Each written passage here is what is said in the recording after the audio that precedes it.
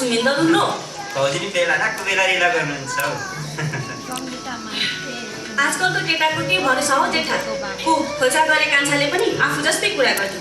गाउँलेलाई तिन छक्कै पारेन, उसको पनि मधेसमा लिन्छे थिएछ। तिमी जस्तै फट्याक फट्याक भएको थियो। मधेसको केटी 3 महिना टिकेन हो जेठा। गरी खानालाई त भाउजू जस्तो हुनु पर्यो नि। मान्छे पनि फर्साइलो, भोलि अझ रसिलो।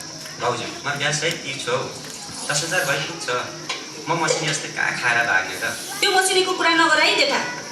होइन, आमा छोरालाई एकैचोटि याङ चाहिँ किन चाहिएको?